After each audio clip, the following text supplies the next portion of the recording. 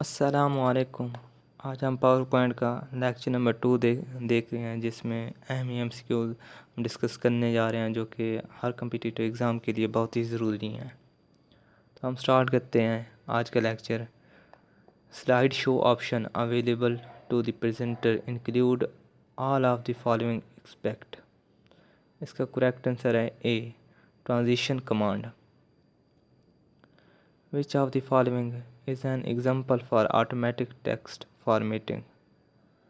इसका correct answer है D, underline hyperlink, adjust extra space, replacing 2s with an em happens, all of above. Which of the following is not a way to create a new presentation?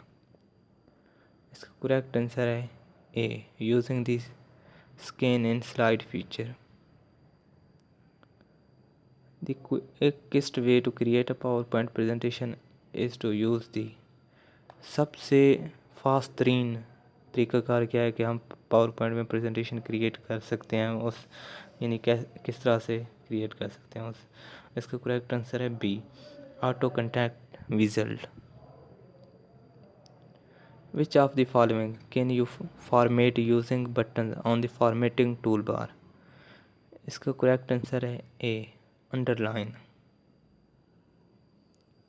Which tab is not available on left panel when you open a presentation? इनमें से कौन सा वो option है जो कि जब हम लेफ़्ट पैनल ओपन करते हैं, प्रेजेंटेशन का लेफ़्ट पैनल ओपन करते हैं, तो वो अवेलेबल नहीं होता? करेक्ट आंसर है B, notes. To start Microsoft PowerPoint application. Microsoft PowerPoint application को स्टार्ट करने के लिए कौन कौन से स्टेप हैं, किस तरह से हम उसे स्टार्ट कर सकते हैं? इसका करेक्ट आंसर है बी, क्लिक स्टार्ट। यानी कि जो हमने पावर पॉइंट सर्च बटन में लिखना है तो पावर पॉइंट आ जाएगा, उस पर क्लिक करना है। क्लिक दी स्टार्ट करेंगे, run the type PowerPoint then press the enter. उसके पावर पॉइंट पे इंटर करके वो आपका PowerPoint Microsoft PowerPoint application open हो जाएगी। Which of the following section does not exist in a slide layout? इनमें से कौन सा सेक्शन जो स्लाइड लेआउट में लाई नहीं करता? तो इसका करेक्ट आंसर है ए, एनिमेशन।